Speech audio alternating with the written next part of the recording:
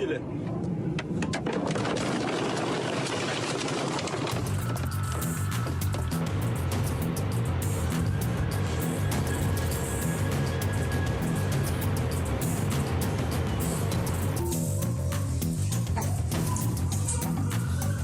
Жесть, клетка не тянет.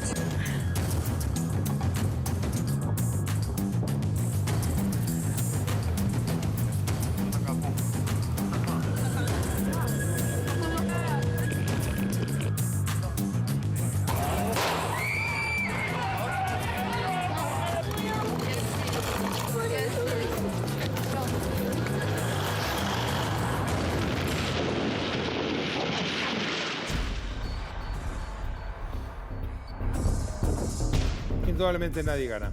Todos vamos a salir perdiendo. Más los civiles que están en el frente de batalla, en este segundo día de conflicto en la invasión Rusia a Ucrania.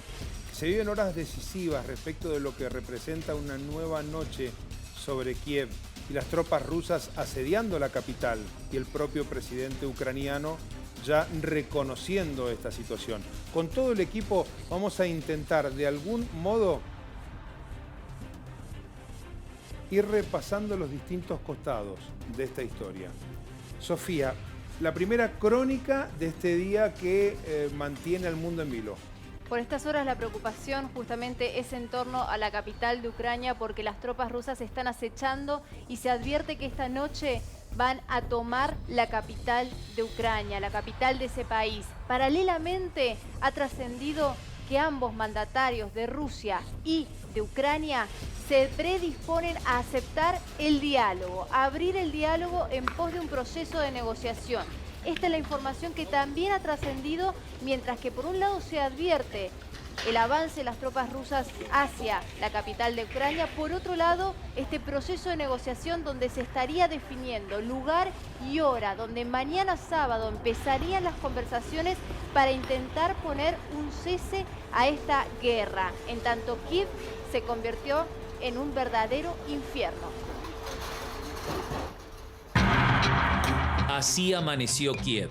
Las tropas rusas atacaron edificios civiles y las explosiones dejaron las primeras huellas de la guerra en la capital ucraniana. Я спала. Резко взрыв произошел и меня выкинуло на расстоянии где-то метров 3 с комнаты в коридор. Ну и все. Стекла посыпались, какие-то звуки на улице. Я испугалась, начала по полу, конечно, лазить на карачках, так сказать. Las Fuerzas Armadas ucranianas patrullan las calles de la ciudad y responden a la agresión rusa. Este era un avión del Ejército Rojo que cayó tras los impactos de la artillería antiaérea. Ante los ataques, miles de kievitas abandonaron sus departamentos y se refugian en los sótanos de los edificios. Важко, але я тримаюся. Чи ви спали сьогодні? Спали, але ми прокинулися від вибуху в 4:20 біля нашого дому, збили повітряну ракету.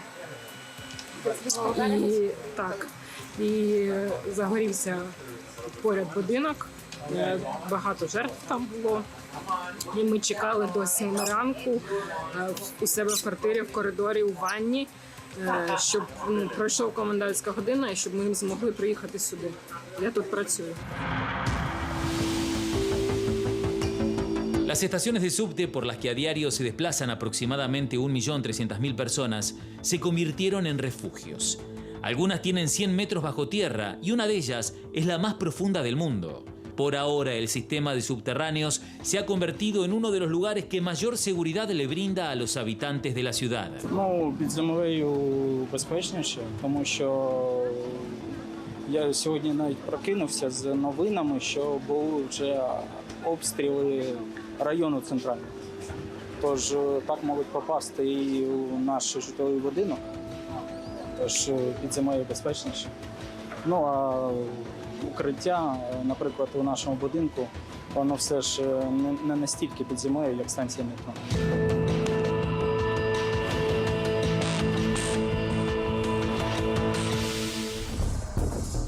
De las imágenes y algunos de los testimonios. Hay una particularmente que ha dado vuelta al mundo entero, que es la de un tanque arrollando a un vehículo, Sofi. Es un video que se viralizó y que lo vamos a compartir y vamos a escuchar para poder dimensionar la situación.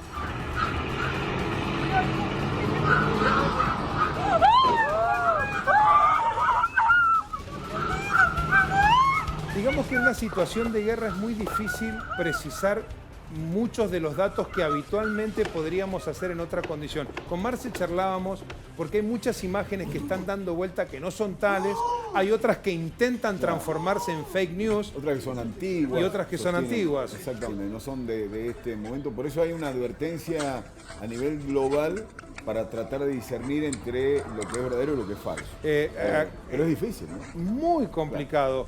Sofi, contanos, así sacaban a este hombre en este Así video. lo rescataban y se salvó de milagro. Estamos hablando del hombre que estaba en el interior de este vehículo que es arrollado, como vemos, por este tanque ruso. Es impactante la imagen y verdaderamente de milagro, y a partir del accionar de vecinos que fueron justamente luego de que se retira el tanque, ahí en este segundo video se puede observar cómo lo rescatan con un hacha. Allí se ve. De esta manera salva su vida de milagro este hombre. ¿Qué se decía los que dicen que esto es mentira? Bueno, hoy un periodista ruso de Moscú, partidario del régimen de Putin, porque así se presentó, habló con algunos medios en Buenos Aires televisivos y sostenía que esto en realidad es una imagen antigua de un tanque ucraniano con soldados ucranianos borrachos dentro. Arrollando a un vehículo Sí, en una ciudad. En Ucrania. Sí. Por eso todo hay que medirlo de otra manera. Lo que no significa que sea verdad, ¿no? Absolutamente. Claro.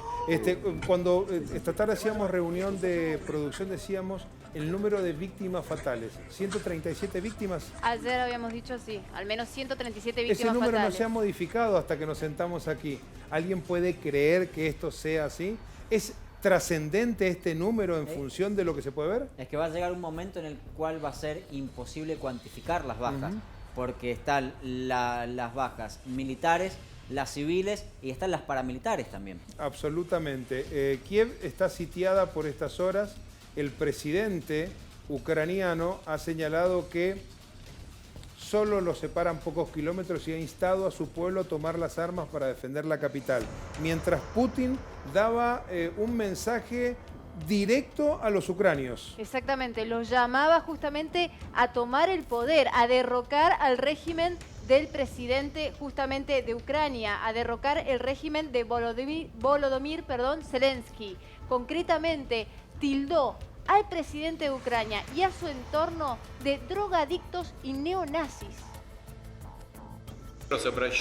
Una vez más hago un llamamiento a los militares de las Fuerzas Armadas de Ucrania. No dejen que los neonazis y los banderovtsi utilicen a sus hijos, esposas y ancianos como escudos humanos. Tomen el poder con sus manos. Me parece que será más fácil negociar entre ustedes y yo que con esta banda de drogadictos y neonazis que se instalaron en Kiev y tomaron como rehén a todo el pueblo ucraniano.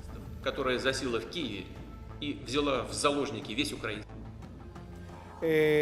que decía Putin. Las fuerzas ucranianas, hay que decir, están reconociendo que si bien están haciéndole frente a esta avanzada, a esta ofensiva por parte de Rusia, no logran. Sí. Ahí Putin lo que estaba pidiendo a los militares ucranianos directamente Claro. tomaran el poder. Traicionen a su presidente. Exactamente. Un A golpe. ver, ¿cuál es la idea de quienes se están acusando a Putin de buscar el derrocamiento de Zelensky? Exacto. Para luego poner un presidente de su conveniencia a dirigir los países de lo que por otro lado dice Occidente es absolutamente soberano y eligió a este Fue democrático. presidente como mandatario. ¿Cuál fue la respuesta? Dijo sentirse solo. Sentirse solo, habló de falta de firmeza por parte de la comunidad internacional. Lo escuchamos. Si tienes experiencia de combate en Europa y no quieres mirar la indecisión de los políticos, puedes venir a nuestro país y unirte a nosotros para defender a Europa, donde es muy necesario ahora. Bueno, por otra parte, después hubo un video que también subió el gobierno ucraniano, donde él estaba rodeado de sus máximos referentes militares diciendo estamos aquí resistiendo y la honestidad de mis jefes militares apoyando esta patriada, ¿no? Insistimos, en esta no gana nadie, pierden todos.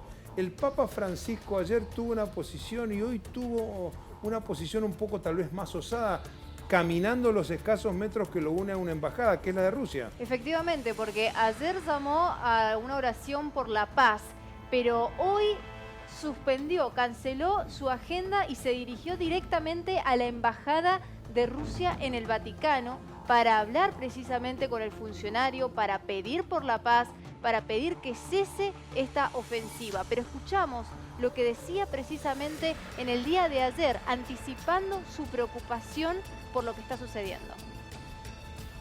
Un grande dolor en el cuore. Tengo un gran dolor en el corazón por el empeoramiento de la situación en Ucrania. No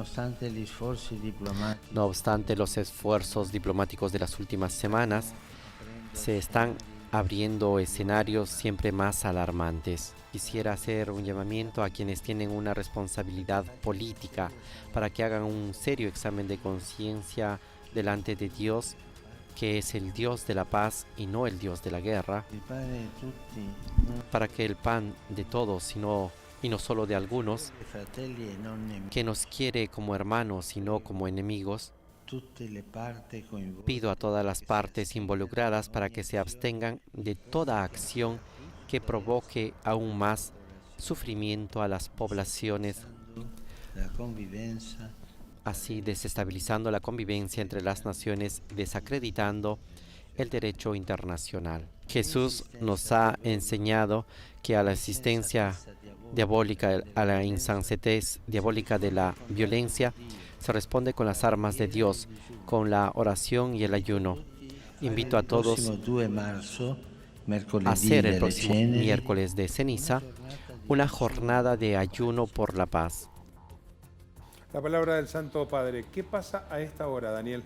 A esta hora los cielos de Ucrania están totalmente desiertos. Hay una zona de exclusión impuesta y no se puede volar. Los aviones comerciales no están surcando los aires de este país y hay razones más que obvias, Fernando, porque además del conflicto, recordemos que también hay un antecedente años atrás con el derribo de un avión por parte de equipo bélico ruso. Entonces se juntan un montón de condiciones acá para que no esté permitido el tráfico aéreo y lo tenemos en la computadora. Vamos a ver en estos momentos el hueco que hay justamente aéreo en esa zona. Ahí lo tenés en pantalla, sobre la zona de Ucrania. ¿Qué es lo que está pasando en estos momentos? Cada uno de esos puntos amarillos que ven en el mapa representan una aeronave que está volando con destino hacia algún lugar de Europa en estos momentos. Fíjense cómo sobre la zona central, que es justamente Ucrania, no hay ninguno de estos aviones marcados en el mapa. Esto significa obviamente que no hay posibilidad de volar más allá de los vuelos militares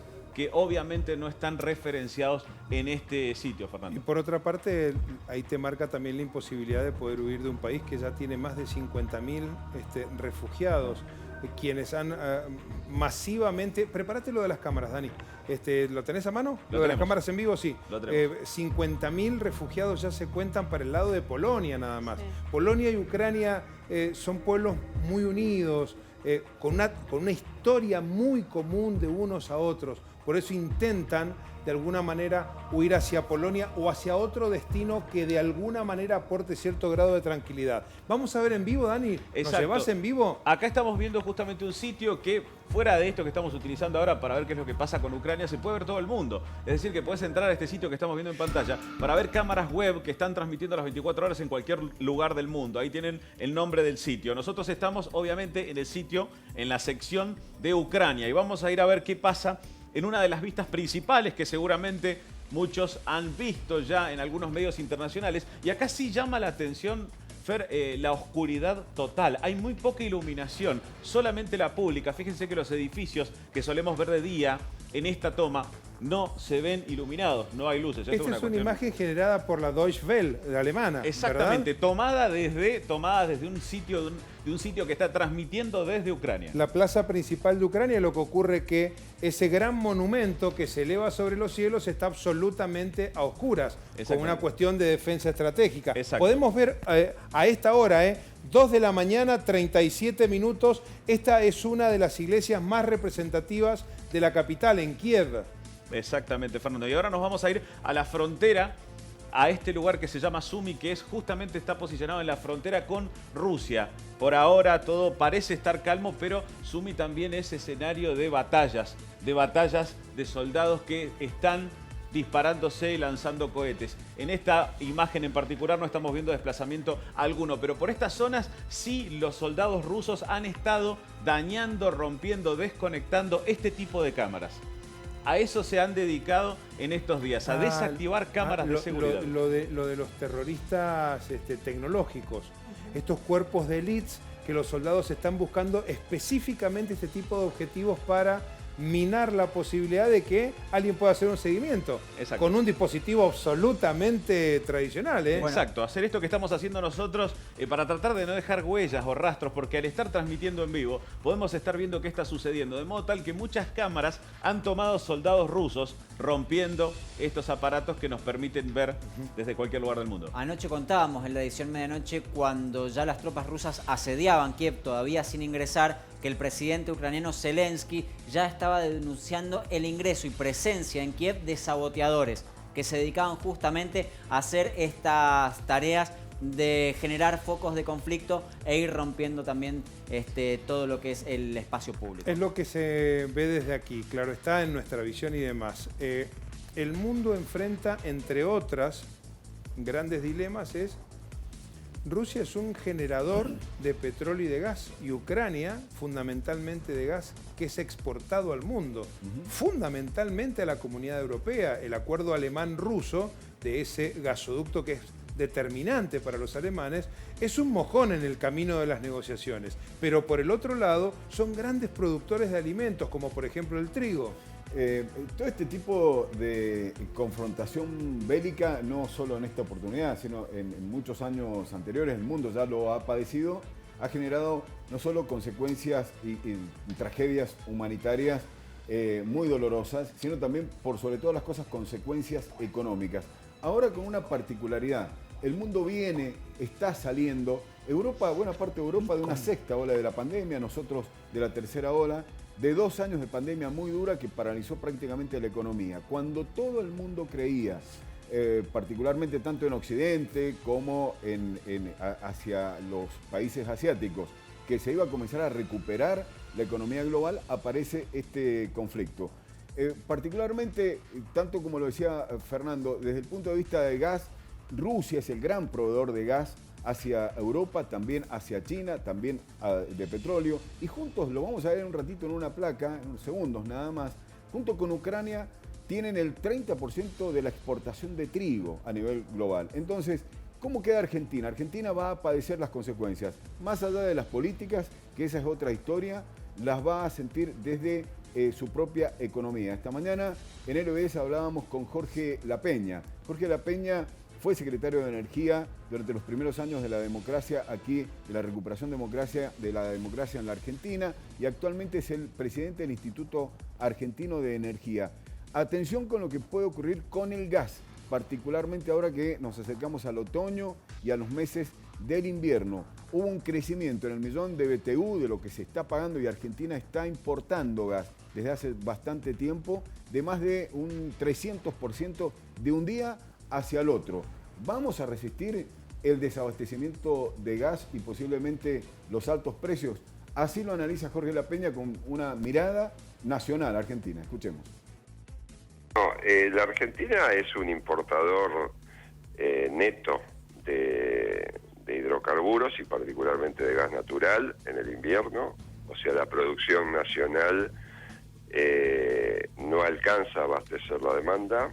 Bueno, al tener que recurrir a las importaciones, es muy importante mirar cuál es la evolución de los precios internacionales, que han sido crecientes en el último tiempo, y particularmente en el caso de Europa en guerra con la invasión a Ucrania, por parte de Rusia, bueno, los precios han crecido enormemente en los últimos días y no sabemos cuánto esta situación se puede mantener. Pero la encuentra la Argentina en una posición de extrema debilidad en el caso energético, particularmente por las importaciones de gas y otros combustibles cuyos precios se han disparado por la situación bélica. Es una situación bélica compleja, como han sido complejas todas las guerras de Europa en los últimos 150 años. Cada guerra europea ha sido un desastre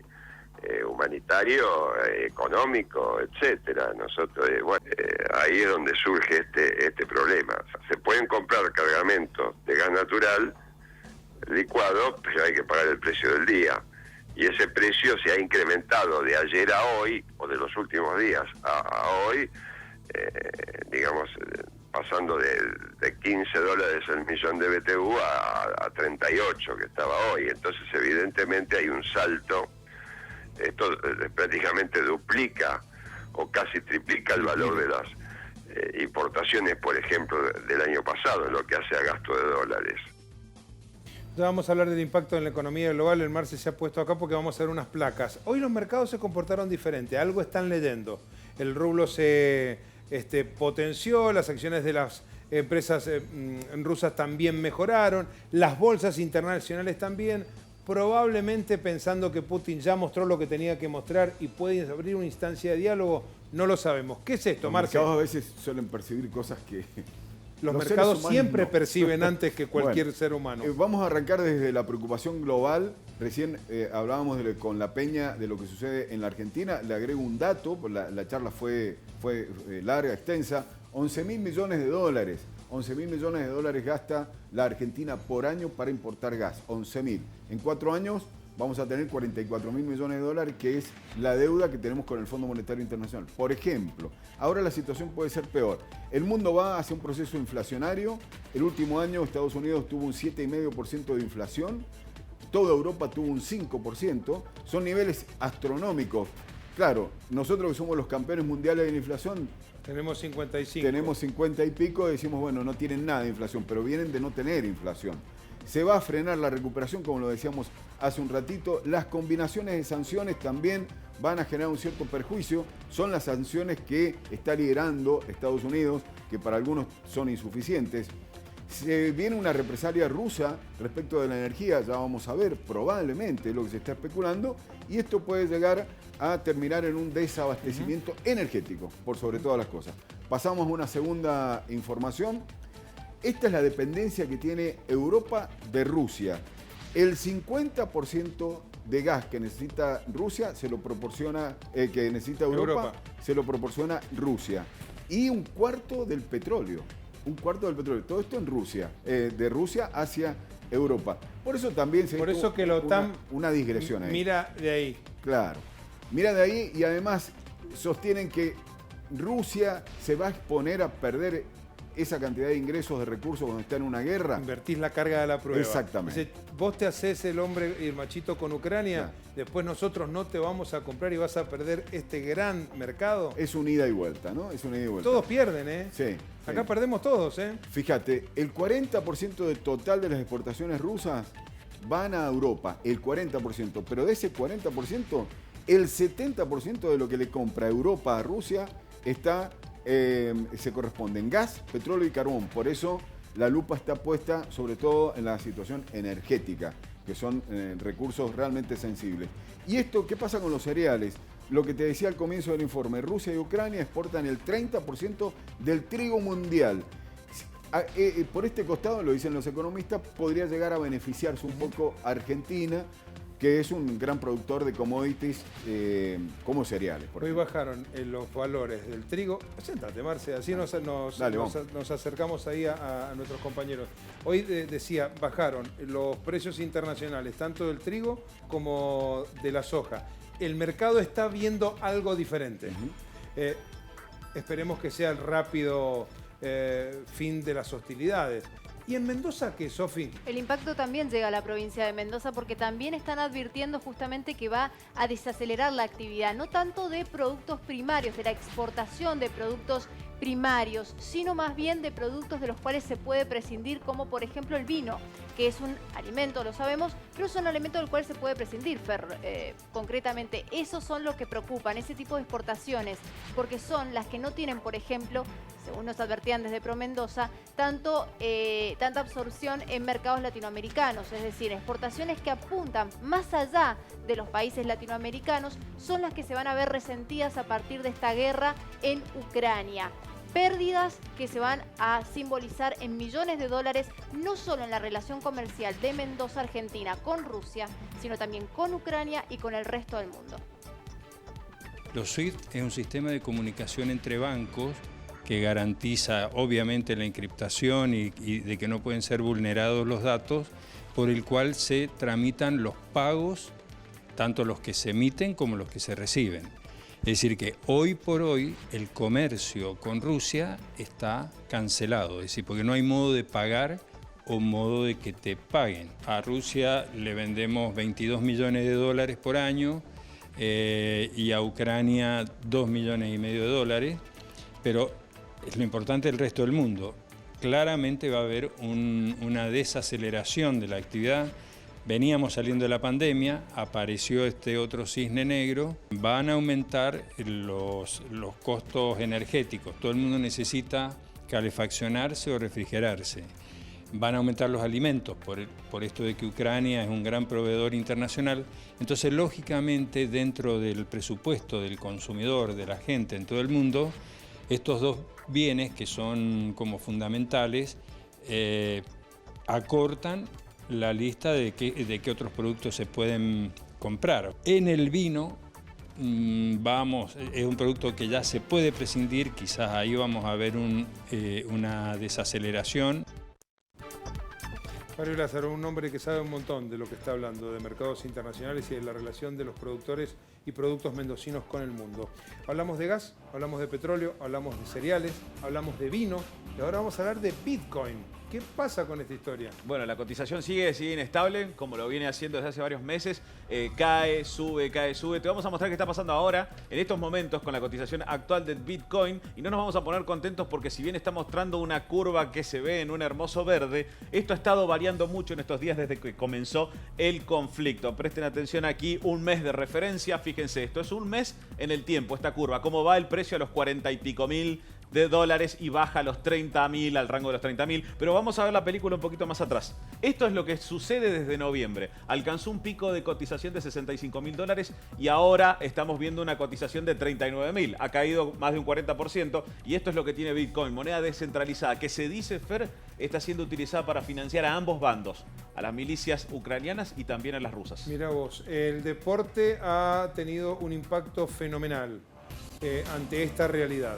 El deporte siempre ha tenido un valor simbólico muy grande para todos los gobiernos a lo largo de toda la historia. Desde Hitler en Berlín 36, lo que sucedió en los Juegos Olímpicos del 80 y el 84 con los boicots durante la Guerra Fría, y en esta oportunidad no deja de ser la excepción, porque es una caja de resonancia muy grande y los mensajes que desde allí se envían repercuten en todo el mundo. Afortunadamente, hoy por hoy los mensajes que surgen del deporte son pedidos de paz. El mundo del deporte no se ha mostrado indiferente con respecto al conflicto bélico entre Rusia y Ucrania. De hecho, deportistas y dirigentes se han puesto, sin metáfora mediante, en pie de guerra. A tono con las condenas impuestas por la comunidad internacional a Moscú, la UEFA fue la primera en tomar una medida radical. El ente madre del fútbol europeo decidió quitar la final de la Champions League a la ciudad rusa de San Petersburgo. En una reunión extraordinaria, ante la escalada de violencia, decidieron trasladar la gran final a París, manteniendo la fecha del 28 de mayo. Asimismo, la UEFA manifestó que apoyará plenamente el rescate de los jugadores de fútbol y sus familias en Ucrania, que se enfrentan a un terrible sufrimiento humano, destrucción y desplazamiento. De hecho, el argentino ex Vélez Sarsfield, Fabricio Alvarenga, debió escapar rumbo a Polonia. El futbolista del RUK Lviv huyó a pie junto a su compañero brasileño Edson Fernando. La Fórmula 1 también se hizo eco de la situación y decidió suspender el Gran Premio de Rusia, que se iba a disputar el domingo 25 de septiembre. Y en este contexto, el piloto ruso de Haas, Nikita Mazepin, debió correr en los ensayos de Barcelona con su auto despintado. Así era, hasta hace unos días, el monoplaza ruso con los colores de la bandera de Rusia y el sponsoreo de empresas de ese país. Y así corrió este viernes con el coche despintado y su futuro en el Gran Circo es una incógnita ante la caída del sponsoreo. Y si hablamos de sponsoreo, el Schalke 04, equipo de la segunda división alemana, puso fin al contrato con su principal patrocinante, Gazprom, con quien tenía un vínculo de 16 años iniciado en 2006. Los mensajes en el marco de la contienda deportiva tienen un enorme valor simbólico, y aquí algunos de ellos. La foto de los equipos de Barcelona y Napoli posando juntos en un partido de Europa League con una bandera pidiendo que frenen la guerra. Y esta aún más, el gol del delantero ucraniano del Atalanta, Rulan Malinovsky, y la celebración final, si es que se puede llamar celebración, levantándose la remera y un pedido, que es el pedido de casi todo el mundo. El mismo pedido de un ruso, evidenciando que no todos los rusos son Putin. Andrei Rublev, tenista número 7 del mundo, tras su triunfo sobre Hurkacz en Dubái, firmó en la cámara pidiendo por favor no a la guerra. 9 minutos antes de las 10.